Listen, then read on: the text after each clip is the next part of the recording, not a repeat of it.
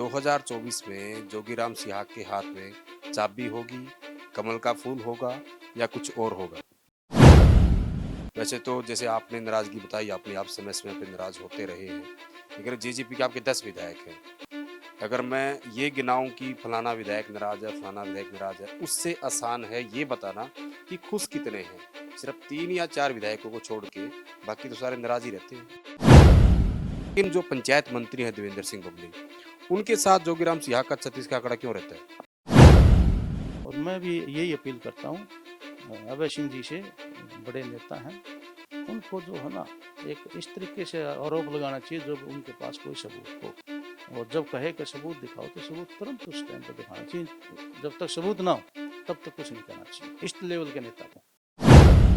सियाग साहब चीजें गिनाई 75% वाली वो कोर्ट में है। जेजेपी का अगर मैं मैनिफेस्टो की बात करूं तो 3 अगर प्रमुख मुद्दों की बात करें तो सबसे पहला आपका 5100 पेंशन करवाना, वो नहीं हुआ।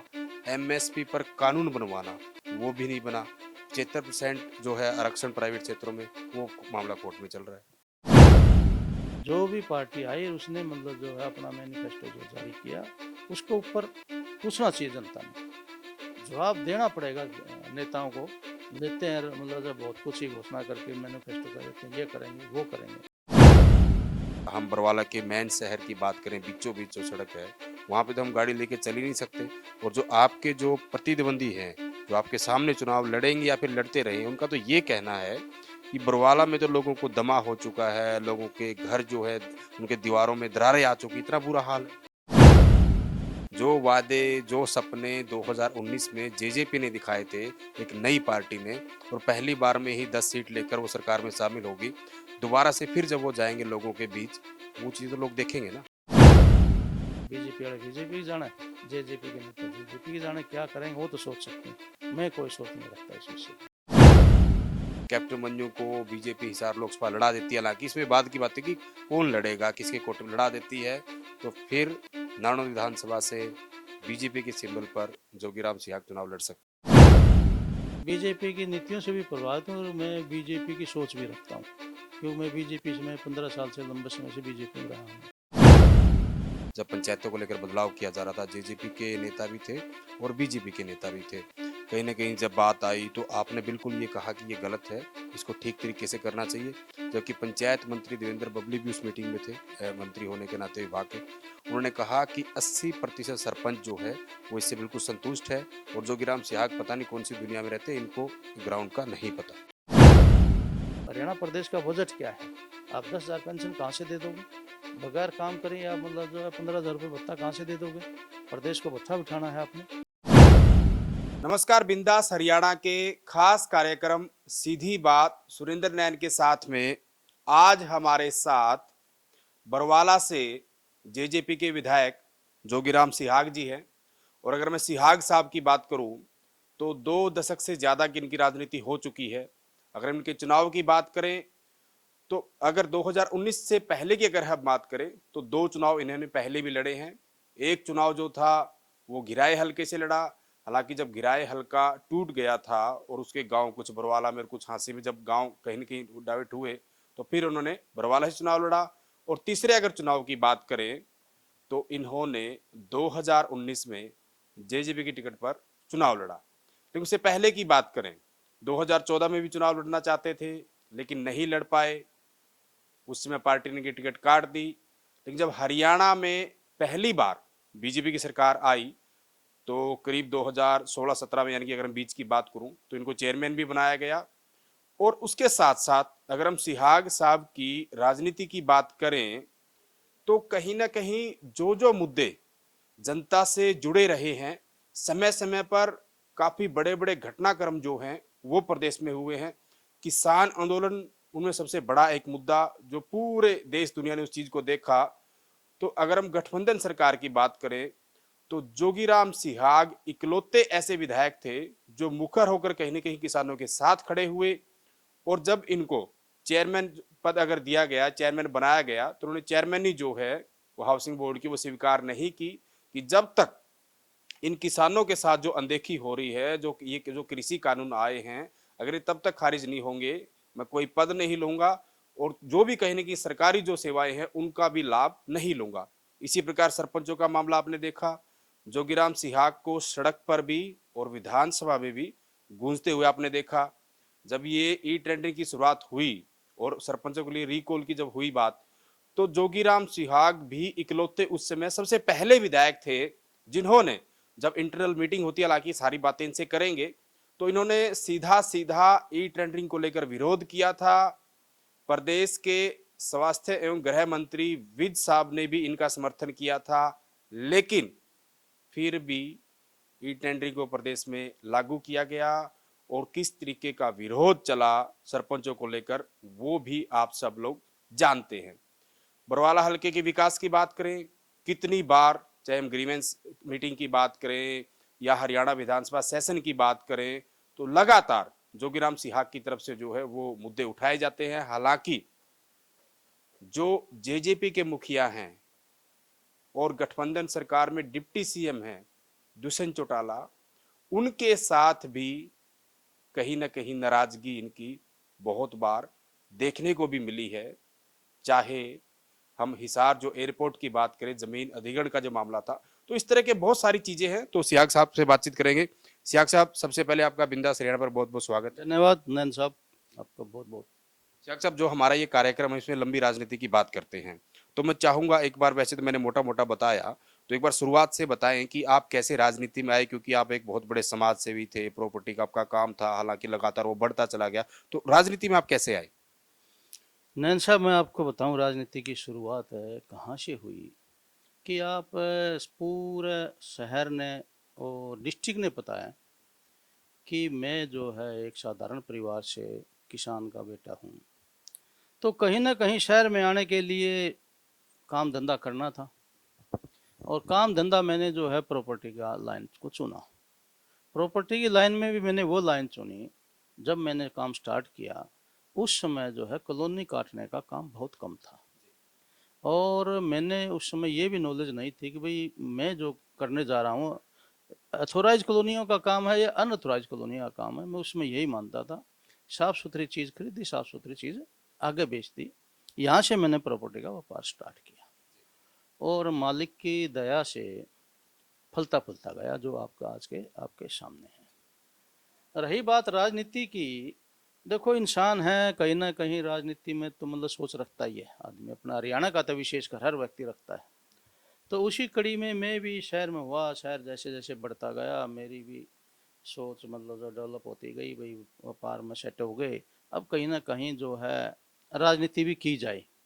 मैं ये कहूँ राजनीति को मैं एक भाई समाज सेवा का माध्यम मान के आया हूँ, नहीं, मैं एक राजनीति को राजनीति मान के आया हूँ। भाई क्या चीज़ है ये देखते हैं। व्यापार कर लिया, व्यापार, मैं किसान का बेटा था, किसानी की, और फिर मैं पार्षद से स्टार्ट किया। मैंने सबसे छोटी जो कड़ी होती है, मैं नगर पालिका का पार्षद किया। मैं नगर जिला परिषद का चुनाव लड़ना चाहता था, मैं आपको बता दूं। पहले जब मैंने पार्षद का इसका एमसी का चुनाव लड़ा, तो उस समय फिर मुझे पता नहीं था। मैंने जब जैसे ही कागज़ देखे तो गांव मेरा सबसे बड़ा है, मैंने मेरा वार्ड टिटोड़ा, तो उसमें मेरा गांव में वोट नहीं था। जिला परिषद का चुनाव लड़ने के लिए कंडीशन होती है कि भाई शहर में देहात में आपका वोट होना चाहिए। तो मैंने मतलब फिर वहाँ से कैंसिल करके, जब मेरा वोट हिसार में था, तो तुरंत उसके बाद जो है जैसे ही नगर पालिका के चुनाव आए, नगर परिषद होती थी उस समय अपना हिसार, तो 2000 के अंदर, 2000 से पहले भी रुचि मैंने कर ली थी। तो उस, हाँ 96 में, तो उस समय मैं मतलब जो है स्वयं तो नहीं लड़ पाया क्योंकि लेडीज़ वार्ड था और ज़्यादा सा मेरी उतनी ज़्यादा रुचि भी नहीं थी उस समय। फिर मैंने मतलब जो है मैडम को लड़वाया, मेरी मिसेज को लड़वाया चुनाव। बस वो चुनाव मैंने एक सिर्फ चुनाव लड़वाने के लिए चुनाव लड़ा था, तो ताकि जब जेंट्स की आए तो मैं क्यों लड़ सकूँ, इसलिए एक जगह भाई पब्लिक में ये हो जाएगा, भाई ये भी एक मैसेज चला जाता है, भाई ये कैंडिडेट है। तो फिर 2000 में जैसे ही चुनाव आए तो मैंने पार्षद का चुनाव लड़ा, तो मैं पहली बार एमसी बना। और एमसी भी मैं इस हिसाब से बना, जितने कैंडिडेट खड़े थे सबका उतने वोट आए जितने मेरे अकेले का आए थे। इस हिसाब से मतलब जो लोगों ने मेरी मदद की, पार्षद बना, चलते रहे। और चौटाला साहब की सरकार आ गई तो राजनीति की शुरुआत हो ही गई थी। तो उस समय फिर मैं इन देवीलाल की नीतियों का ही व्यक्ति था उस समय तक जब मैं पार्षद बना, और इनके साथ दाएं बाएं मतलब चला जाता था वर्कर टाइप में। उसके बाद जैसे ही मतलब जो है चौटाला साहब की सरकार आई 2000 में, तो उसके बाद मेरी जो है उससे पहले मेरी अजय सिंह से साथ अच्छी संबंध थे।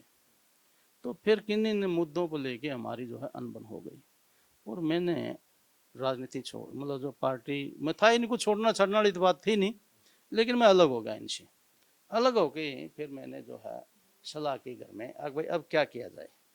थोड़ा सा सियाग साहब एक बार खुल के बताएं कि उस समय आपकी अनबन कोई व्यक्तिगत थी या कोई कहीं ना कहीं जैसे सामाजिक कामों के लिए, जैसे अब भी आप कहीं ना कहीं सरकार से उलझ जाते हो ना, लोगों की भलाई के लिए, लोगों के काम के लिए, वो वजह थी या कोई और वजह थी? उस समय जो मेरी नाराजगी हुई ना, तो ये नाराजगी थी मेरी अपनी पर्सनल, मेरे अपना पर्सनल काम की वजह से नाराजगी थी।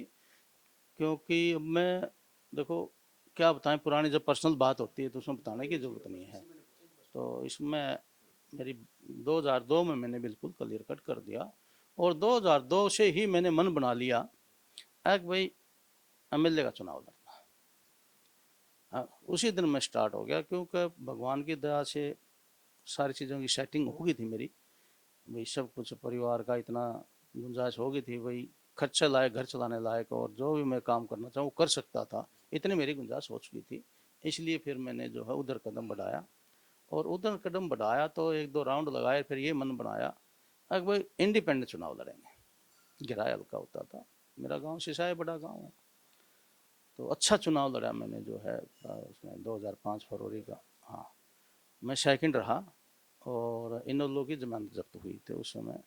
अब तो पवन सिंह जी नहीं रहे, वो इनोलो के कैंडिडेट थे, और छत्रपाल जो है कांग्रेस का तीसरे नंबर के साथ साथ जमानत जब्त की, और मैं सेकंड नंबर पे रहा था। तो उस हिसाब से फिर उस चुनाव के दौरान मेरी जो है, चुनाव के दौरान जो 2004 का लगा लो, 5 का लगा लो, 5 वाले में जब हुई, तो भारतीय जनता पार्टी के नेताओं से के संपर्क आ गया, मैं हो गया था मैं। वो कहने लगे भाई हमारी टिकट ले ले, चुनाव हमारी टिकट पर लड़ ले 2005 वाले। मैंने कहा मैं पब्लिक में कह चुका हूँ कि मैं इंडिपेंडेंट चुनाव लड़ूंगा। और गणेशी लाल जी आए थे मेरे पास, उस समय अध्यक्ष होते थे। उसके बाद कैप्टन अभिमन्यु का मैसेज आया कि भाई आप पार्टी में आ जाओ। मैंने कहा कैप्टन साहब मैं जो है ना, परिणाम कोई भी हो, परिणाम के बाद बीजेपी ज्वाइन कर लूंगा और चुनाव में लड़ूंगा इंडिपेंडेंट। उसी कड़ी में फिर मैंने जैसे सेकंड रहा, मैं हार गया, तो मैंने 4-5 महीने बाद जो है इसका बाई इलेक्शन आया रोहतक का पार्लियामेंट का, कैप्टन अभिमन्यु वहाँ से बीजेपी का कैंडिडेट बने। उस समय फिर उन्होंने का टेलीफोन आया, भाई आपने कहा था कि भाई आप मतलब बीजेपी ज्वाइन कर लोगे, अब अडवाणी जी आने लग रहे हैं, और आप मतलब जो है बीजेपी ज्वाइन कर लो। मैंने बीजेपी ज्वाइन कर ली थी तुरंत, हालांकि कांग्रेस की सरकार थी, मैं कांग्रेस में भी जा सकता था 5 साल तक, लेकिन नहीं, मैं अपने जुबान पर जो था, जो बात मैंने कह दी, आज तक पत्थर पर लकीर होती है वो, इसलिए मैं सोच के बोलता हूँ। तो ये था मेरा राजनीतिक उसके। दो चुनाव आपने गिराए हल्के से। एक चुनाव गिरा हल्के से लड़ा, दूसरा मैंने बरवाड़ा से लड़ा, परिसमन हो चुका था 2009 में। आपने अभी 5 का बताया, 9 पे हम आएंगे, क्योंकि ये आपने पहला चुनाव था गिराए हल्के से, उसके बाद 9 में परिसीमन चेंज हो गया और बरवाला हल्का। बरवाड़ा से मैंने चुनाव लड़ा, उस समय मैंने इंडिपेंडेंट चुनाव लड़ा, मेरी टिकट काट दी थी बीजेपी में होते हुए भी मैंने। जिस उम्मीद से आपने अपना वादा निभाया कि मैं गिराए से तो चुनाव लड़ूंगा, निर्दलीय है, परिणाम कुछ भी रहे, हारे जीते कुछ भी हो, मैं आपको ज्वाइन करूंगा आके, आपने चुनाव लड़ा, हालांकि उसमें आपको जीत नहीं मिली, लेकिन आपने अपना वादा निभाया, आप बीजेपी में शामिल हो गए बड़े नेताओं के साथ, बड़े नेताओं की कहीं की मौजूदगी में। लेकिन बीजेपी की जब बारी आई 2014 में और 9 में, तब भी आपकी टिकट काट दी। हाँ, उस समय भी टिकट काट दी गई, और उस समय का ये रहा कि रामविलास जी अध्यक्ष होते थे, तो मेरी टिकट काटने के बावजूद ही मैंने चुनाव लड़ा, चुनाव इंडिपेंडेंट लड़ा। उस समय फिर मेरे को ना पार्टी ने मेरे को निकाला, ना मैंने पार्टी को छोड़ा। चुनाव के तुरंत बाद फिर मैं उसी तरह उन्हीं पदों पर मैं पार्टी में रही गया। पार्टी ने मेरे को निकाला नहीं, ना कोई नोटिस दिया, ना कोई स्टेटमेंट मेरे खिलाफ दी थी। तो फिर 2014 में फिर टिकट काट दी गई, तो मैंने चुनाव चुनाव नहीं लड़ा मैंने। और 19 की बात आई फिर, तो उस समय भी टिकट काट दी गई। तो उस समय मेरा मन हो चुका था कि अब राजनीति को हम अलविदा कहेंगे। हाँ, अब कोई कौन ये बात बन नहीं रही, क्योंकि एज का भी फर्क होता है, उम्र भी जैसे जैसे बढ़ती गई, और फिर ये लगा कि भाई अब ठीक नहीं इससे आगे। तो उस समय फिर कार्यकर्ताओं की मीटिंग बुलाई तो इसलिए थी कि भाई चलो भाई देखो अपना हिसाब किताब नहीं बैठ पा रहा, मैं राजनीति नहीं करना चाहता, आप लोग अपने हिसाब से जहाँ लगना है लगे। लेकिन वो प्रेशर बन के ऐसा बन गया कि आप मतलब जो है जेजेपी के एक बार दुष्यंत जी से बात कर लो और आप टिकट वहाँ से ले आओ, हमारा क्या मान लो। मैंने कहा भाई देखो मैं तुम्हारा से बाहर तो जा नहीं सकता, तुम मेरे साथी हो, तो मैं बात शाम नहीं करूँगा, वो करेगा तो मैं कर लूँगा। फिर इतनी देर में मीटिंग के होते होते मेरे पास मैसेज आ गया कि भाई आप आ जाओ और हम मतलब जो है आपकी वो करेंगे। तो जो जेजेपी के साथी थे, मेरे भी साथी थे, वो उस मीटिंग के अंदर थे जो ये प्लानिंग बना रहे थे। तो फिर हम जैसे ही दिल्ली गए तो सारी बातें होगी, फिर चलो भाई वहाँ भी एक बार फिर लड़ते हैं। फिर ये भाग्य में लिखा हुआ था विधायक बनना, इसलिए वो टिकट भी मिल गई और विधायक भी बन गए। जेजेपी की अगर मैं बात करूं, थोड़ा गहराई में जाना चाहता हूं, क्योंकि आपने अजय सिंह से बताया आपकी पुराने समय में थोड़ी सी अनबन हो गई थी, और उसके बाद आपने 2-3 बार प्रयास किया, चुनाव लड़े, टिकटें कटी, और जब ये मन हो गया भाई भारी मन से कि अब राजनीति नहीं करेंगे, आप बिल्कुल घर बैठने को तैयार हो गए। लेकिन जेजेपी की तरफ से, क्योंकि चौटाला परिवार की बात करें, आखिर किसने आपसे संपर्क किया? संपर्क मेरे से सबसे पहले, मैं ध्यान ये है कि मेरा जहाँ तक आइडिया है दिग्विजय का शायद हो, मैं मतलब कंफर्म तो नहीं कर सकता कौन से कराई थी वो मुझे ध्यान नहीं, लेकिन सीधी बात जो है दुष्यंत से तुरंत हो गई थी वहीं पे वो सीट में। और आप 2019 में विधायक बन गए, और विधायक भी ऐसे बने, हम आपको बता दो, वैसे तो सब लोगों को पता है कि हरियाणा विधानसभा में ऐसा पहली बार 2019 में हुआ कि 6 सिहाग एक ही बार में विधायक बने, और जिनमें से 5 सिहाग एक ही गांव के हैं, चौटाला गांव के, और छठे सिहाग जोगीराम सिहाग, जो कि हरियाणा का बहुत बड़ा गांव है सिसाए, उनमें से है। तो सिहाग साहब आप आ गए, उसके बाद सरकार बन गई, फिर महकमों की बात आई, मंत्री पद आपको नहीं मिला, उसको लेके भी नाराजगी मिला कि और भी काफी लोग नाराज हुए। मेरी कोई नाराजगी नहीं थी, क्योंकि जब मैंने टिकट ली और मेरी दुष्यंत जी से बात हुई, जो फाइनल बात हुई, मैंने उनको एक ही बात कही थी कि भाई मैं मतलब जो है आपने टिकट दे दी, विधायक बन गया, मुझे कोई दिक्कत नहीं है, आप मेरी बिल्कुल भी मत मानना, बेशक चाहिए कोई काम मत करना, लेकिन मेरी ईगो हर्ट होगी तो मैं मतलब जो है रहूँगा नहीं। और मेरी एक खास बात है, मैंने एक कदम आगे बढ़ा लिया, मैं पीछे हटने वाला व्यक्ति नहीं हूँ, मैं वो जैसा नहीं है। आप, मैंने कभी भी ये नहीं कहा कि आपने मेरे को मंत्री नहीं बनाया, आपने मेरे को ये चीज़ नहीं दही, नहीं। हाँ, पब्लिक के मुद्दे पर मैं जरूर बढ़ा हूँ, मैं अपने लिए कभी नहीं लड़ा। सरकार चलती रही और अब भी चल रही है, बीजेपी की सेकंड टर्म, और गठबंधन भी आप लोग उसमें शामिल है, हिस्सेदारी है। तो वैसे तो हम अलग अलग मुद्दे पे बातचीत करेंगे, लेकिन एक बार मैं पहले अगर जानना चाहूँ सिहाग साहब, जो संकल्प आप राजनीति में लेकर आए थे, और आप पहले मुझे ऐसे इंसान मिले जिन्होंने खुलकर ये कहा कि मैं राजनीति को सेवा का माध्यम सोच के बिल्कुल नहीं सोच के आया, मैं राजनीति को राजनीति करने के लिए आया हूँ, ये आपने क्लियर साफ मन से बताया भी। सरकार जिस तरीके के काम कर रही है, जिस तरह की दिक्कतें लोगों को आ रही है, कैसा मानते हैं आप सरकार के जिस तरीके का जो रवैया है लोगों के प्रति, कितने हद तक उनके काम ये गठबंधन सरकार करवा पा रही है? देखो, इस विषय पे मैं आपको कहूँ नैन साहब कि सरकार पब्लिक के कितने मुद्दे वो कर पा रही है, ये एक सोच पर निर्भर करता है। माननीय मुख्यमंत्री जी मनोहर लाल जी वो ये चाहते थे, और बीजेपी की मैं जहाँ तक समझता हूँ, क्यों बीजेपी में रहा हूँ लंबे समय तक, एक सोच है देश और प्रदेश कैसे आगे बढ़े। और ये बीजेपी के अंदर मंथन था, आप देख भी रहे हैं सेंट्रल लेवल पर भी, हिंदुस्तान लेवल पर भी, और जहाँ जहाँ बीजेपी की सरकार है वहाँ भी जो पुराना ढर्रा है सरकार चलाने का जो सिस्टम है, उसको यदि अगर चेंज नहीं करेंगे तो हम आगे नहीं बढ़ पाएंगे। तो जिस प्रकार से सेंट्रल गवर्नमेंट, भारत सरकार ने समय समय पर जो बदलाव किए देश की पॉलिसी में, नीतियों में, काम करने के तरीकों में, देश आगे बढ़ा। उसी तरह मैं ये मानता हूँ ये जो गठबंधन सरकार है, माननीय मुख्यमंत्री मनोहर लाल जी की भी कहीं ना कहीं वही सोच है। उसी सोच के तहत जो है पुराने ढर्रे को चेंज करने का करके उसके ऊपर सरकार चलाने की सोच थी। और उस सरकार चलाने की सोच में जब एक देशी कहावत है हमारे भाई, पहले गाड़ी होती थी, बड़द गाड़ी जो होती थी, आप तो नैन साहब हो, हाँ, तो भाई नहीं लिख पाओगे तो एक बार बहुत ज़्यादा तो जोर लगेगा, ताकत लगेगा, बड़द का बैल को, हाँ। तो उसी हिसाब से जब इन्होंने मतलब जो नया ढर्रा बनाने की कोशिश की, तो नाराजगी स्वाभाविक है कि राजनीति में तो यही है, ताकत यही है, नाराजगी, पब्लिक की नाराजगी ही मतलब जो है उनको मनाने में समय लगेगा। और जब परिणाम आएंगे सामने तो जनता अपने आप ठीक समझ आएगी। और मैं इस चीज़ को गलत नहीं मानता कि भाई जो ऑनलाइन सिस्टम किया है, ट्रांसपेरेंसी का जो काम किया है, पोर्टल की जो बात करते हैं, कोई बुरी बात नहीं है, गलत है। माननीय मुख्यमंत्री जी हमेशा कहते हैं यदि गलती हुई तो उसको सुधारेंगे, और गलती हो जाती है, जो काम करेंगे, आप कुछ करोगे नहीं घर बैठे तो आपसे गलती होगी नहीं, आप कुछ करोगे तभी होगी, आपसे गलती होगी। तो उस कड़ी में गलतियां भी हुई हैं, ऐसी बात नहीं है। मैं ये मानता हूँ कि ये जो सरपंचों को, जो आज भी मानता हूँ, सरपंच को जो 5 लाख तक की पावर दी है वो सही नहीं है। पंचायती राज, हाँ, सिस्टम को चेंज जो किया उसमें कोई दिक्कत नहीं है, आप सिस्टम को चेंज कर लो, आपने ट्रांसपेरेंसी करनी है, पोर्टल पर आप डाउनलोड कर लो, आप अपना टेंडर करने का तरीका कर बदल लो, काम करवाने का तरीका बदल लो, आज तो टेक्नोलॉजी है। अभी आपने कोई गली बनानी है, उसके ऊपर खड़े होकर फोटो तुलवाने का, अपलोड करने का काम कर लो। जो पावर है, जब तक पावर जो है डिसेंट्रलाइज नहीं होंगी, सेंट्रलाइज आपकी पावर होंगी तो आप काम कम करवा पाओगे।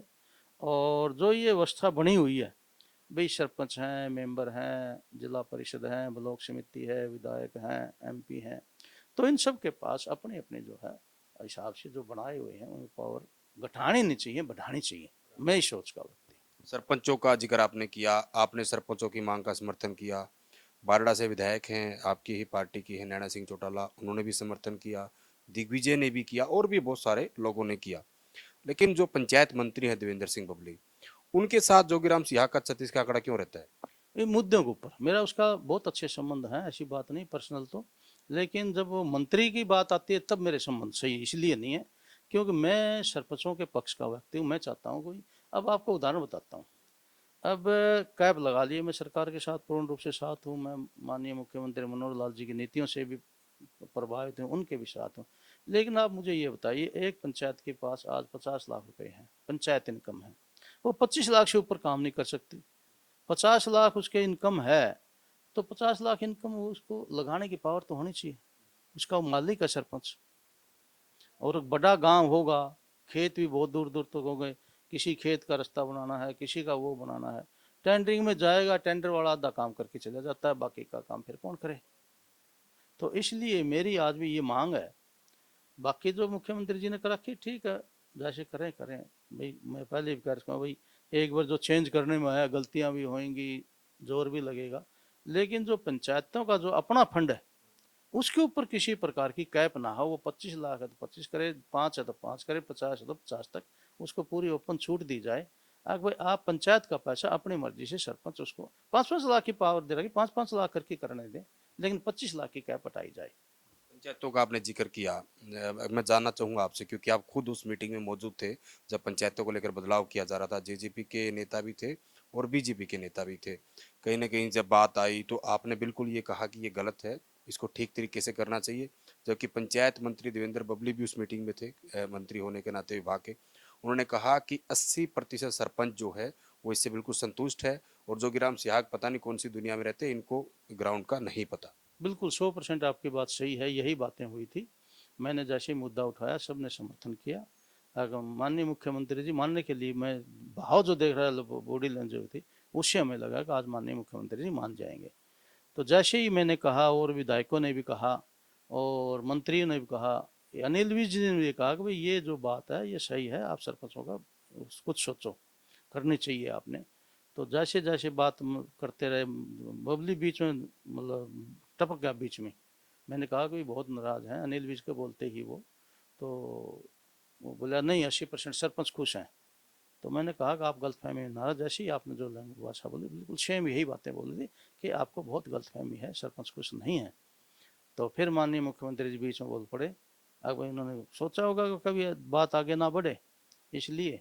तो अब नहीं बिला, कुछ खुश है कुछ नाराज हैं बिला, मुझे भी पता, इस तरह से करके बात को उस दिन नहीं सिरे चढ़ने दिया। इसीलिए यही मेरी एक नाराजगी है बबली से। क्योंकि मैंने बबली से जब मैं इंटरव्यू कर रहा था उस दौरान की मैं बात बता रहा हूँ। मैंने आपका जिक्र किया था कि आपकी ही पार्टी के विधायक है जोगीराम सिहाग, वो समर्थन सरपंचों के साथ है और कई न कई चीज़ें। तो उन्होंने आपके बारे में बोला था कि वो तो प्रॉपर्टी का काम करते हैं, उनको ग्राउंड का पता नहीं है। लेकिन जो आदमी, आप इतने बड़े गांव से हैं, सामाजिक आपका जीवन रहा है, ठीक है वो मंत्री पद पर हैं लेकिन लोग तो आपसे ही मिलते हैं। तो इस तरह की भाषा अपनी ही पार्टी के विधायक को लेकर। देखो, वो उसकी सोच हो सकती है, हर व्यक्ति की सोच के बारे में मैं क्या कर सकता हूँ, वो अपनी सोच उसकी कहने की। लेकिन मेरा अपना सोच है कि भाई मतलब जो है वो मंत्री है, माननीय हरियाणा सरकार में विधायक हैं टोहाना के, मैं उस नाते उसकी वहाँ तक इज्जत करता हूँ, पर्सनल मेरे संबंध ठीक हैं। रही बात मुद्दों की, मैं आज भी जो है इस मुद्दे पे उनसे नाराज भी हूँ और खिलाफ भी हूँ। ये तो थे एक मंत्री का मामला जिनसे आपकी तकरार होगी मुद्दों को लेकर।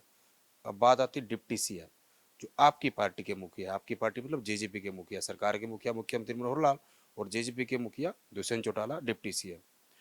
उन्होंने भी आपके फो उन्होंने भी आपके फ़ोन नहीं उठाए। और आज भी अगर मैं बात करूं तो बरवाला बाईपास पर लंबे समय से धरना आज भी चल रहा है। और जो वहां के विधायक है जोगीराम सिहाग, वो लोगों की सुनवाई के लिए जाते हैं, अपने नेता को फ़ोन करते हैं, फ़ोन नहीं उठाए जाते। वो एक बार की घटना है और वो सही घटना थी, सच्ची घटना थी, क्योंकि उस दिन जो है बहुत पब्लिक इकट्ठी हुई हुई थी। और उस समय जो है ना, मैं वैसे मैं टेलीफोन भी बहुत कम करता हूँ, माननीय मुख्यमंत्री जी को और डिप्टी सीएम साहब को भी मैं कम काम होता तभी करता हूँ, वरना मैं नहीं करता टेलीफोन। तो मेरे टेलीफोन करने का उस समय जो है उन्होंने पता नहीं क्यों नहीं संज्ञान लिया, हालांकि 3 बजे उनका टेलीफोन आ गया था मेरे पास। उस समय माहौल इतना गर्म था, एक तरफ प्रशासन था और एक तरफ मतलब जो है पब्लिक थी, और मैं पब्लिक के साथ था उस समय। तो मैं ये बताने के लिए कि भाई इसको जो है आप आज रोक दीजिए, क्योंकि प्रशासन मेरे कहने से रोक नहीं रहा, इस रास्ते को बंद कर रहा है। इसलिए मैंने टेलीफोन किया और उन्होंने मेरा टेलीफोन मैंने 2 बार किया, उस समय नहीं उठाया था। 3 बजे शाम को आ गया था, 3 बजे तक।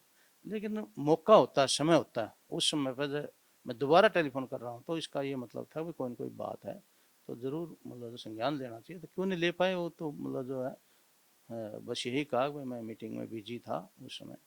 तो मैं चलो कोई नहीं, तो समझ जा लिया, कोई बात नहीं वहाँ, बस यहीं तक, उसके बाद कभी नहीं हुई मेरी। क्योंकि ये एक मौका नहीं है। जिन जिन मौक़ों पर जोगीराम सिहाग ने जनता के हित के लिए, जनता की भलाई के लिए, जनता के साथ खड़े होने की कोशिश की, तो जोगीराम सिहाग जो है वो सरकार की हैसियत से इकलौते खड़े नजर आए। आपकी कोई बात सरकार ने नहीं मानी। बहुत सारे ऐसे मुद्दे हैं, किसान आंदोलन, एयरपोर्ट का मामला, सरपंचों का मामला, विकास की बातें। बिल्कुल, देखो विकास में तो कोई कमी नहीं है, बाकी एयरपोर्ट का मामला और किसानों का और न सरपंचों का मामला और किसानों का मामला, किसानों वाला तो हल हो गया। वो तो हरियाणा सरकार के हाथ में भी नहीं था, वो तो केंद्र सरकार का था, वो तो मान लिया उन्होंने। रही बात है इसकी पंचायतों की, पंचायतों की माननीय मुख्यमंत्री जी हैं, चेंज कर रहे हैं समय समय पर, देख के हो सकता है अभी भी कोई चेंज का उनका मन हो, मुझे पता नहीं है। लेकिन मैं ये कहता हूँ चेंज कर देना चाहिए, ये बात अभी तक मेरी मानी नहीं गई है। और एयरपोर्ट की बात है, एयरपोर्ट का जो रास्ता है, ऑलमोस्ट जो एयरपोर्ट की जो ज़मीन है वह ट्रांसफ़र हो गई है। और यो एयरफोर्स में नए इसमें फॉरेस्ट वालों में समय लगता है, केंद्र का महकमा होने के नाते एनओसी वगैरह लगभग आ गई है। तो इसका ये मान के चलो आप कि दिन है, कितने दिन में वो मतलब काम शुरू है, बाकी ये भी होगी सिरे चढ़ी की बात, उस समय की नहीं मानी गई थी, लेकिन अब ये सिरे चढ़ चुकी है।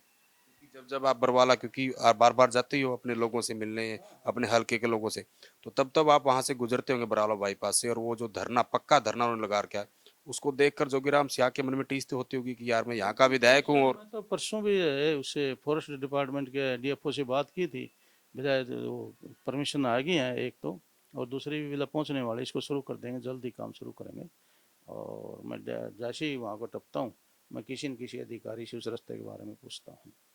रास्ता मिल जाए, ये बात मेरी ये मान ली गई है, जो समय लगता है प्रोसेस में देखो वो तो लगेगा ही। विकास का आपने जिक्र किया था, बरवाला की अगर विकास की बात करूं तो मैं और भी नेताओं से बात लगातार करता हूं, जैसे आपसे इंटरव्यू कर रहा हूं, तो कहीं ना कहीं एक तो बरवाला के लोगों का ये बहुत बड़ा उनका कहना है कि ज्यादातर जो है वो बाहरी विधायक हम पर लाकर थोपे जाते रहे हैं। अगर बरवाला के इतिहास की बात करूं, हालांकि पहले गिराए हल्का था तो वो गांव का इधर उधर थे गांव, लेकिन बरवाला की अगर मैं बात करूं तो आपका भी गांव, अगर हम बात करूं तो सिसाई गांव है, जो कि बरवाला विधानसभा से बाहर का गांव है।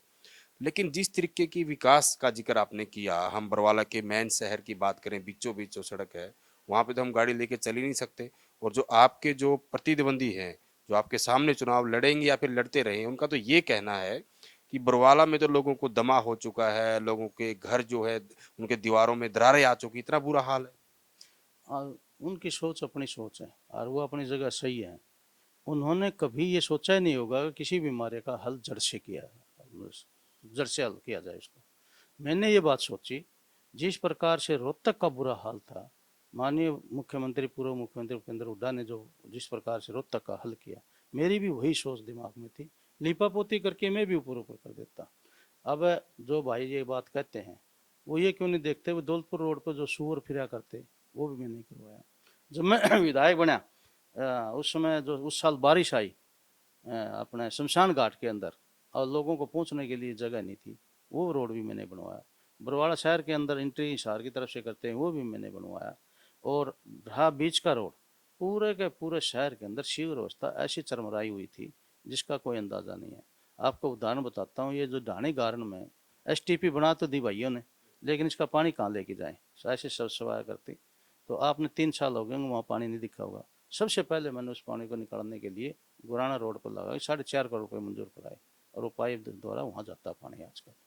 इसी प्रकार कॉलेज तो बना दिया, लेकिन उसका रास्ता भैया ने किसी ने किया ही नहीं, वो रास्ता तक बना। मतलब एक बन गई, बस यही है। शिवर कहने के लिए शिवर डाल दिया, शिवर सारा का सारा ब्लॉक, एक साइड में ब्लॉक, अंदर का शिवर का पानी आएगा जाएगा कहाँ, जब आगे जाने के लिए जगह नहीं। आप पहले दूसरी साइड से शिवर डलवा, जिस साइड था ही नहीं, डलना चाहिए, 6 फीट चौड़ा शिवर डलना चाहिए था, 3 फीट चौड़ा डलवा के 2.5 फुट चौड़ा डलवा के छोड़ दिया, वो बंद पड़ा। और दूसरी साइड पहले उस साइड डलवाया, पहले बरसाती पानी निकालने के लिए नाले बनवाए, उसके साथ शिवर लाइन दोनों साइड 3-3 फुट चौड़ी शिवर लाइन डलवाई जो 14 फुट गहरी है। अब वो कंप्लीट हो चुके हैं। उसके तुरंत बाद आज रोड का काम शुरू है। आज आप जाके देखोगे पूरा रोड का मतलब स्टार्टिंग टाइम तो लगेगा, खाली ये बीच बीच का पोर्शन है। आप सिविल हॉस्पिटल रोड जाके देखो, उसमें बनाने में समय लग गया, आज शीशी का रोड बनने जा रहा।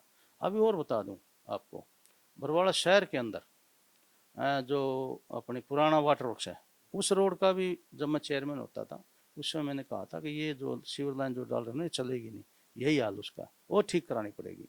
एक 6 वार्ड की गली है, वो ठीक करानी पड़ेगी। अभी ये तो 2 और बाकी पड़ी हैं जो अभी स्टार्ट कराऊंगा, ये पूरे होने के बाद। अब ये कंप्लीट हो जाएगा, 3-4 महीने लगेंगे, इसमें काम स्टार्ट हो गया। इस बीच वाला रोड, ये बात सही है, काम चलते होता है तो देखो दुकानदार को तकलीफ होती है, आम जन को आने जाने के लिए भी तकलीफ होती है। आपने देखा होगा मिल गेट एरिया भी मेरे एरिया में पड़ता है। जब मैं चेयरमैन था, उस समय तक लोग ये कहते थे अगर भाई जो मेरा अपना एरिया, अगर भाई हमारे तो शादी वाले नहीं आते, पूरा पूरा कंप्लीट अंदर का करवाया।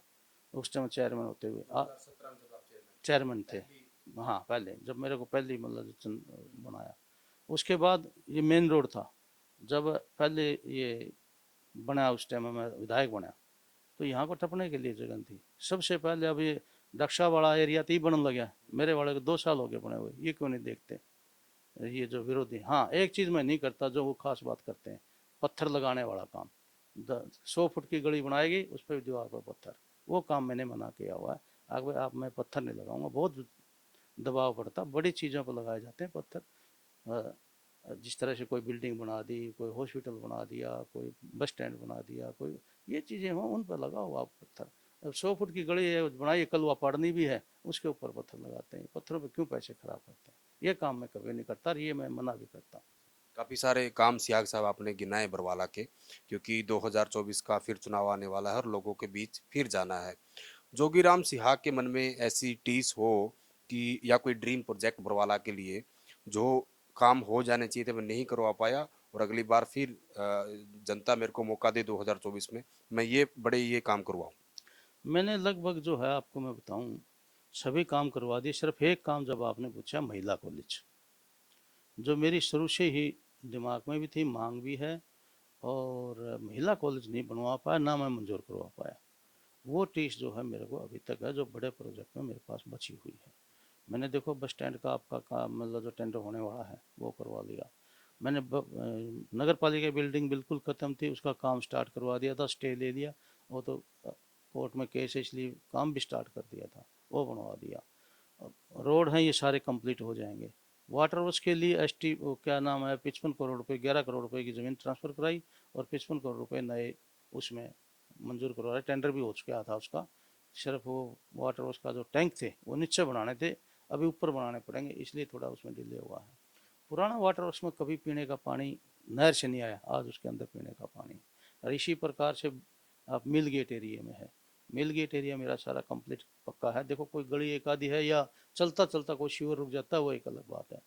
अभी इस पे एक मेरा कैप्टन स्कूल के ऊपर जो रोड है उसके ऊपर पानी भरता है, उसके ऊपर जो हालांकि बना मेरे उस टाइम में ही था, लेकिन वो सही नहीं बना, उसका अभी प्रोजेक्ट बन गया। कल भी मैंने जो है एक्शन पब्लिक हेल्थ की उनसे पूछा, अगर वो जो मैंने लाइनिंग बताई थी वो बना दी, बिला जी बन गया उसका एस्टिमेट, और जल्द ही मतलब जो उसको ठीक करेंगे। और इसी प्रकार से गांव के अंदर है, गांव के अंदर जो है ऐसा कोई भी आज मेरा कोई गांव नहीं है जो मैंने सीधा नहर से, जो मेन नहरें हैं उनसे ना जोड़ दिया हो। 4 गांव मेरे बचे हुए थे, सरसोद, बिचपड़ी, जेवरा, पंगाड़, इनको भी मैंने जो है पिछले दिनों उद्घाटन कर दिया। जो लगभग 9.5 करोड़ रुपए की लागत से पाइपलाइन आएगी जो इन वाटर वर्क्स को जो है फीड करेगी राजली हेड से। तो इसी प्रकार मैंने किया कि नाना हेड से, नाना वाटर वर्क से जो मिर्ज़ापुर और धानसू को जुड़वाया। उससे पहले मैंने जुड़वाया खैड़ और माइयड़ को। इसी तरह से बघाने की नई लाइन जो है अभी अगला हफ्ता कर रहा हूँ, वो अलग से जुड़ रही है, हालांकि वो जुड़ी हुई है लाडवा से, लेकिन वो पानी प्रॉपर नहीं आ रहा था, तो उसको सुल्तानपुर वाली लाइन से अलग करके अभी खोखा का मैंने वाटर वर्क्स को जुड़वाया इसी तरह से। तो ऐसा अनेक पर हर एक गाँव को जिसमें पीने के पानी की दिक्कत थी उसको मैन उससे जुड़वाया। उसके बाद मेरा हल्का बहुत सा ऐसा हल्का है जिसके अंदर सेम है, वाटर लॉगिंग है। सबसे पहले मैं ऐसा व्यक्ति हूँ जो हरियाणा प्रदेश के अंदर जिसने जो है ये 16 ट्यूबवेल के जमीन में से पानी निकाल कर बाहर नहरों में फेंकने का काम दूर तक ले जाना। 16 ट्यूबवेल लगे, पानी निकालना, लेकिन वहीं डाल दिया, उसका फायदा नहीं था। उसके बाद अब ये स्कीम बन चुकी है, तो मैंने उस कड़ी में मिर्ज़ापुर, खरकड़ी, खोखा, न्याणा, लाडवा, सातरोड़, इन गाँव में जो है मेरी कुछ लग चुके हैं, कुछ अब लगने लग रहे हैं। ये तो है नीचे के पानी निकालने का। उसके बाद बारिश हो जाती है, ऊपर पानी भरता था, आपने पिछले साल देखी, इस साल तो हुआ नहीं। उसमें उस पानी को ऊपर से निकालने के लिए सरफेस का पानी से पंप हाउस लगाए बड़े बड़े, जो ड्रेन बोलते हैं जिसको, बंद पाइप के, पूरे हरियाणा में जो है अब लगने लगे हैं। मैंने जो है पिछले साल 2 लगवाए, एक सुलखनी के अंदर और एक लाडवा के न उसके राजली के अंदर, जिसके अंदर 65 केवी की मोटरें लग के पानी जो है नहीं भरने दिया पिछले साल उस इलाके में। अब जो दूसरे इलाके में पिछले साल भरा था, 2 मैंने वो इसी प्रकार की लाडू में मेरी अभी कंप्लीट हो गई है, एक मेरी खरकड़ी में कंप्लीट हो गई है, एक न्याणा और मिर्ज़ापुर के बीच में लगाई। 6 पंप जिसकी एक की कीमत कम से कम 2.5 और 3 करोड़ रुपए की लागत है, एक पंप हाउस की कीमत। तो इस प्रकार से हर गांव के अंदर पीने के पानी की व्यवस्था, पानी वाटर लॉगिंग को बाहर निकालना, ऊपर वाले को बरसात के समय में बाहर निकालना। और अब जो है मेरे हल्के में जाके आप पूछ लो, कहने की बात नहीं है भाई नहर का पानी कितना मिलता है, अब काल पड़ा है तो धान नहर के पानी से पकाना, और लीगल, ये नहीं इलीगल पकवाया, लीगल तरीके से। तो ये मेरा था, मेरा जो काम रह गया, आपने कहा मेरे को सिर्फ जो सिर्फ टेस्ट जो रही है महिला कॉलेज की है, बाकी ऐसा कोई भी चीज़ नहीं है जो मैं ना करवा पाया। डॉक्टर साहब, ये बात थी बरवाला की, बरवाला के विकास की, बरवाला की जनता की। तो मैं बात करूं आपकी पार्टी की, जेजेपी की। वैसे तो जैसे आपने नाराजगी बताई, आपने आप समय समय पे नाराज होते रहे हैं, लेकिन जेजेपी के आपके 10 विधायक हैं। अगर मैं ये गिनाऊं कि फलाना विधायक नाराज है, फलाना विधायक नाराज है, उससे आसान है ये बताना कि खुश कितने हैं। सिर्फ 3 या 4 विधायकों को छोड़ के बाकी तो सारे नाराज ही रहते हैं। बस देखो, नाराज और खुशी और मुझे पता नहीं, मैं खुश हूँ। आप सरकार से खुश हैं? अब मैं सरकार से भी खुश हूँ, पार्टी से भी खुश हूँ। और जिस तरीके से जो विपक्षी हैं, जो विरोधी हैं, जिस तरीके के आरोप लगा रहे गठबंधन सरकार पर, हालांकि विधानसभा में हम खुद देखते हैं, आप तो वहाँ बिल्कुल मौजूद होते हो, दुष्यंत चौटाला पर सीधे सीधे आरोप लगते हैं, उनके चाचा हैं अभय सिंह चौटाला, वो लगाते हैं, चाहे हिसार एयरपोर्ट की ज़मीन की बात करें, और भी बहुत सारे घोटाले वो गिनाते हैं। आप कैसे देखते हो? देखो, वो जो ओपोजिशन का काम होता है, अपोजिशन में विरोध करना उनका एक ही ध्येय है। और मैं ये हमेशा कहता हूँ कि अपोजिशन को सिर्फ विरोध करने के लिए विरोध नहीं करना चाहिए, विरोध करना चाहिए सिर्फ मुद्दों का। आज तक अभय सिंह जी जो है विधानसभा के स्पीकर तक ने कहा कि आप प्रूफ ला के दे दिए, आप लगाते थे हो, उनको भी उससे निकालना भी पड़ा। तो आज तक तो प्रूफ एक बार ला के नहीं दिए। और मैं भी यही अपील करता हूँ अभय सिंह जी से, बड़े नेता हैं, उनको जो है ना एक इस तरीके से आरोप लगाना चाहिए जब उनके पास कोई सबूत हो, और जब कहे कि सबूत दिखाओ तो सबूत तुरंत उस टाइम पर दिखाना चाहिए। जब तक सबूत ना हो तब तक कुछ नहीं करना चाहिए इस लेवल के नेता को। वो तो इतनी बात तक कहते हैं क्योंकि आप भी सम्मान समारोह मनाते हैं ताऊ देवीलाल का, और जैसे शुरू में आपने कहा कि आप ताऊ देवीलाल की नीतियों पर चलने वाले इंसान थे, इस तरीके से आपने उनका आचरण किया। लेकिन इनेलो और जेजेपी जब अलग अलग हुई, हालांकि आप जेजेपी से बाद में विधायक बने, तो उनका ये भी कहना है कि ये ताऊ देवीलाल की नीति को उन्होंने जाकर बेच दिया, असली ताऊ देवीलाल की नीति तो हम चल रहे हैं। देखो जब सत्ता में आएंगे तब पता चलेगा असली दल गिनती चले कि नहीं चले। और ये तो चल रहे हैं जो है, जिस तरह मान लो वृद्धावस्था पेंशन भी है, किसानों को मुआवजा देने की जब भी बात आती है, किसानों के आम आदमी की कोई बात होती है, अब ये इसको बेरोजगारी उसमें जो बेरोजगार युवाओं को 75% देने की बात आई नौकरियों में, भाई प्राइवेट में नौकरी दो इसमें, और बीसी को बैकवर्ड को 8% जो है तो उसकी वो आई, वह दिवाई इन्होंने रिजर्वेशन दिवाई। इसी प्रकार महिलाओं को 50% रिजर्वेशन दिवाई। ये सारी की सारी डिमांड जो है जेजेपी के नेता दुष्यंत चौटाला जी ने मतलब जो है मुद्दे रखे थे और सरकार ने वो माने हैं। इनकी तो कह सकते हैं ये तो मतलब जो फिर भी देवीलाल की नीतियों पर चल के दिखा रहे हैं, जबकि पूर्ण रूप से सरकार का ये ऊपर नहीं है। हो सकता पूर्ण रूप से सरकार में हो, जब कोई वो क्या करते क्या नहीं करते सही तो तब पता चलता। तो जब ये सत्ता में आएंगे अभय सिंह और, तब पता चलेगा देवीलाल की नीतियों चल रहे कि नहीं चल रहे। आज कहना और करना बहुत फर्क है, कहना आसान है, करना बड़ा मुश्किल काम है। ये आपने जो सियाग साहब चीजें गिनाई 75% वाली, वो कोर्ट में है। जेजेपी का अगर मैं मैनिफेस्टो की बात करूं तो 3 अगर प्रमुख मुद्दों की बात करें तो सबसे पहला आपका 5100 पेंशन करवाना, वो नहीं हुआ। एमएसपी पर कानून बनवाना, वो भी नहीं बना। 75% जो है आरक्षण प्राइवेट क्षेत्रों में, वो मामला कोर्ट में चल रहा है। देखो एमएसपी का कानून बनाना ये सेंट्रल गवर्नमेंट का काम था। ये मुद्दा जो जब सेंटर में जब आप बनेंगे तो आपने उठाना चाहिए। और एमएसपी दे रहे हैं बहुत सी चीज़ों पे जो है, जो सेंट्रल गवर्नमेंट नहीं दे रही उस पर हरियाणा सरकार दे रही है। जिस तरह बाजरा भी है, मूंग भी है, भरपाई योजना चला रखी है सब्जी की, वो सब चीज़ें हैं। तो ये चीज़ें तो कर रहे हैं सरकार, लेकिन कानून बनाना ये भारत सरकार का काम है, वो भारत सरकार बनाएगी। तो इसका रही बात 5100 पेंशन की, मैंने बताई ना आपको कि भाई 5100 पेंशन का जो मुद्दा रखा कोई बड़ा मुद्दा नहीं था। कर सकती है सरकार तो कुछ भी कर सकती है, लेकिन सरकार में पूर्ण रूप से आते तो हो सकता कर भी देते, ना भी कर पाते। क्यों, कहने और करने मैंने कहा ना बड़ा अंतर है। करना जो है परिस्थितियों के हिसाब से, प्रदेश का बजट भी देखना पड़ेगा, सारी चीज़ें देखनी पड़ती हैं। अभी कोई 6100 का है, कोई 10,000 पेंशन कह दी, लेकिन करें जब पता चले ना सत्ता में आएंगे। आपने टेक्निकल रीजन बताया कि प्रदेश का बजट देखना पड़ता है, लेकिन मुख्यमंत्री को ये तो कहना पड़ा इस सवाल के जवाब में, किसी चैनल पर उनका इंटरव्यू चल रहा था, आपने वो जरूर वीडियो सुनी होगी, कि हरियाणा में सरकार बीजेपी की है, जेजेपी की सरकार नहीं है। जेजेपी हमारी सहयोगी है, हम 5100 पेंशन नहीं करेंगे, और हमने उनकी कोई बात, ये बात नहीं मानी। ऐसी बात तो नहीं है नहीं माननी, लेकिन ये बात सही है कि भाई 5100 पेंशन नहीं करी, यह बात नहीं माननी। क्योंकि मुख्यमंत्री जो होता है, मुखिया जो होता है, उसको देखना पड़ता है सारी चीज़ें। कहना और करना वही बात है ना। बजट मुखिया ने तो देखना पड़ता है भाई प्रदेश का इतना बड़ा बजट है भी कि नहीं है। बजट ही नहीं होगा तो कहाँ से दे देंगे, बजट होगा तो जरूर देंगे, क्यों नहीं देंगे। उन्होंने कौन सी दुश्मनी थोड़ी है बुजुर्गों से, जरूर कराएंगे। कि हम दिग्विजय चौटाला की बात करें, आपके और नेताओं की बात करें, बार बार ये कहते भी हैं जब हल्के में लोगों के बीच जाते हैं कि हमारी गाड़ी में है जो 10 विधायक हैं, या फिर यूँ कहते गाड़ी में तेल पूरा नहीं है, जब 40 हम बनेंगे तो पहली कलम से सारा कुछ कर देंगे। देखो 40 बनेंगे जब पहले क्रम से करें, पहले 40 बन जाए, फिर उसके ऊपर मतलब जो है बोला जाए। बाकी राजनीतिक बातें तो राजनीतिक आदमी नहीं करेगा, तो फिर और कौन करेगा।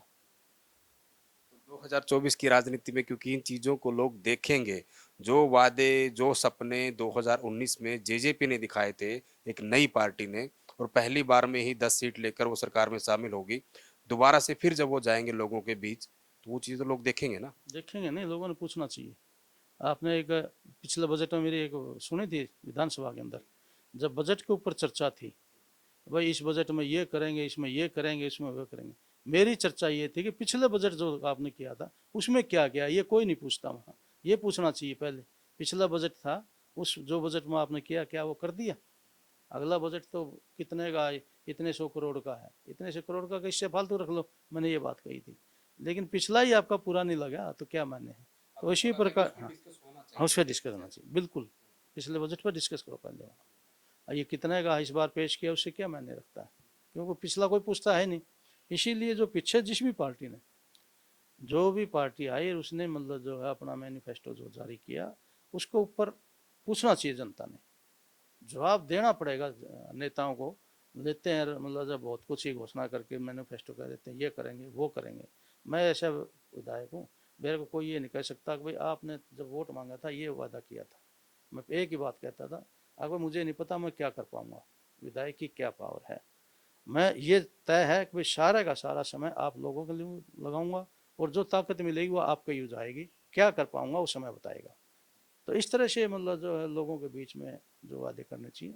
आगे भाई हरियाणा प्रदेश का बजट क्या है, आप 10,000 पेंशन कहाँ से दे दोगे, बगैर काम करें आप मतलब जो है 15,000 रुपये भत्ता कहाँ से दे दोगे। प्रदेश को भट्ठा बिठाना है आपने।